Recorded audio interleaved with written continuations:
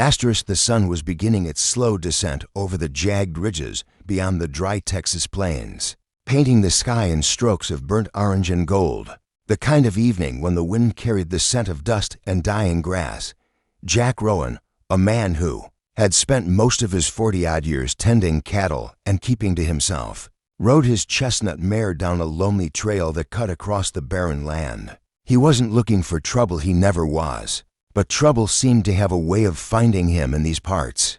The land was quiet except for the creak of saddle leather and the soft snort of his horse, until he spotted something unusual ahead, near an old cedar post. At first, he thought it might be a bundle of old feed sacks or maybe a stray coat tangled in the wind. But as he drew closer, the shape resolved into something else. Someone. A figure sat slumped against the post, bound with rough rope, a filthy blindfold covering their eyes. Jack's brow furrowed as his horse's hooves slowed to a cautious halt. He slid from the saddle, boots crunching over the dry earth, the heat still clinging to the ground even as dusk crept in. He could see now it was a woman, her skin bruised and scraped, her dress torn in places that told a silent story of struggle. Her hair was matted with dirt and sweat, strands sticking to her face. Jack's gut tightened. The West had its share of cruelty, but even he hadn't seen someone left like this in a long time. Kneeling beside her, he spoke low, his voice steady but touched with concern. "Ma'am, can you hear me?" She flinched at the sound, her breathing quickening, but didn't speak right away. He reached to touch her arm gently, feeling the tremor running through her body. "I'm not here to hurt you," he said. "I'm just gonna take this blindfold off." Her head moved slightly as if in hesitation, and then her lips parted. Her voice was hoarse, cracked from thirst and fear. "Please, don't judge me when you see." The words struck him strangely, more like a plea from someone who knew their truth might be too heavy to bear. Jack hesitated, his fingers pausing over the knot in the cloth. He'd seen men broken by the frontier, seen women who had to do unthinkable things to survive. But this was different. Something in her tone told him that whatever was behind that blindfold was more than just bruises and dirt. Still, he couldn't leave her tied here. He began working at the knot, the rough hemp biting into his fingertips. The wind picked up, carrying with it the sound of distant hoof beats, faint, but enough to set Jack's nerves on edge. Whoever left her here might be coming back. The knot gave way, and he peeled back the blindfold. But just as the fading sunlight hit her face, his breath caught in his throat. It wasn't just the damage from the beating, or the way her eyes, piercing and strangely luminous, locked onto his. There was something else, something he couldn't place, like looking into a truth you weren't ready to understand. And for a long moment, Jack Rowan, a man who had stared down rattlesnakes, gunslingers, and the empty hunger of the desert, found himself frozen in place, unable to move, unable to speak, because whatever he saw in her eyes was about to change everything. He thought he knew about right, wrong, and the thin line between them. Jack stood there longer than he meant to, his hands still clutching the loosened blindfold. His eyes locked on hers. They were unlike any he had ever seen, deep green, flecked with gold, and holding a weight that felt older than the desert itself. She didn't look away, even as tears welled up and streaked down her dirt-stained cheeks. "You shouldn't have done that," she whispered, her voice trembling. "Now you're in it too." Jack's chest tightened with questions, but the sound of those faint hoof beats in the distance was growing louder, the rhythm turning urgent. He knew they didn't have much time. "Can you walk?" he asked, already slicing at the ropes with his pocket knife. Her wrists, raw and red, fell free, and she slumped forward into his arms for just a moment before steadying herself. "We need to go," she said, her tone sharper now, almost commanding. Jack helped her onto his horse, swinging up behind her, and they rode hard into the darkening horizon.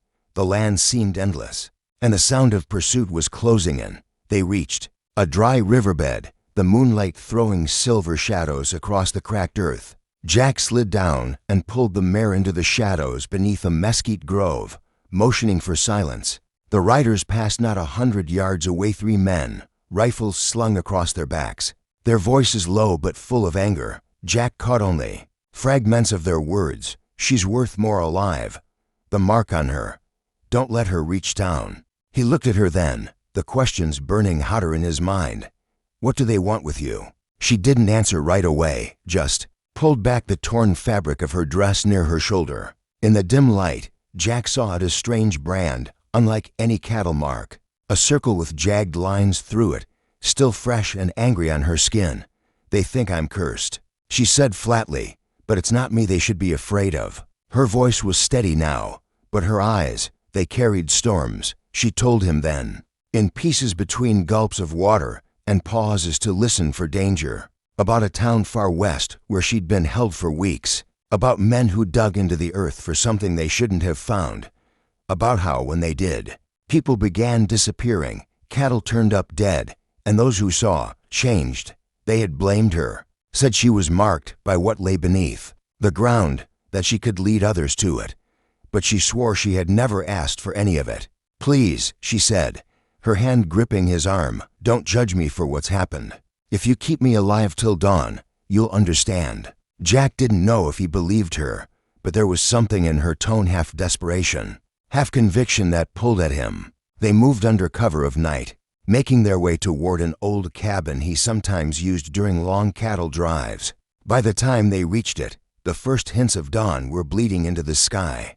Jack lit a single lantern, its glow casting long shadows across the wooden walls. She stood in the center of the room, her breathing steady, her eyes locked on him. When the sun rises, she said quietly, you'll see what they saw, and then you'll decide if you can still help me. Jack's pulse thudded in his ears as the light grew outside, and when the first golden ray of sunlight broke through the cabin window and touched her skin, he understood why the men had been chasing her. Because what he saw in that moment was impossible, beautiful, and terrifying all at once. It was the kind of truth you couldn't unsee, the kind that could get a man killed just for knowing. He stepped back, his voice caught between awe and fear. She simply looked at him and said, now you know, will you ride with me, or ride against me? The answer would decide not just their fate, but maybe the fate of everyone who dared call this land home. Jack didn't answer her right away. His mind was still reeling from what he had seen, the way her skin shimmered faintly under the first rays of sunlight, almost like the gold dust that miners killed each other for, but softer, more alive. It wasn't a trick of the light. It was as real as the rough wooden floor under his boots. The brand on her shoulder seemed to pulse with a quiet energy, and for a fleeting moment, Jack thought he heard something like the deep hum of the earth itself, vibrating low and constant. He'd always been a man who dealt in the things he could touch: fences to mend, cattle to feed, rifles to clean, but this was beyond anything the frontier had prepared him for. She watched him with an expression that carried both challenge and hope, as if she was bracing herself for the weight of his decision. Outside, the first full light of day spilled across the plains, and with it came a chilling sound, the echo of those same hoof beats from the night before. They were closer now, moving fast. You have to decide, she said, her voice low but urgent. If they catch me, they'll take me back to that pit, and whatever's down there will spread. If we run, maybe we can get far enough to warn someone. Jack glanced toward the window, sawdust rising in the distance, the silhouettes of armed riders against the horizon. He knew the men cutthroats from the edge of the territory, the kind that left no witnesses. He turned back to her. I'll ride with you, he said finally, the words tasting like a promise he couldn't take back. She didn't smile, didn't thank him, just nodded, as if she had already known. They moved quickly, packing what little supplies Jack kept. In the cabin, his rifle slung over his shoulder, his mare saddled and ready. She climbed up behind him, and they rode hard into the wind, the pounding of their pursuers closing in. The land blurred past mesquite and sagebrush whipping by, dry creek beds jarring their pace, the sun climbing higher and hotter. Jack's mind kept circling back to her words. A pit, something buried, something dangerous enough to mark her and send killers after her.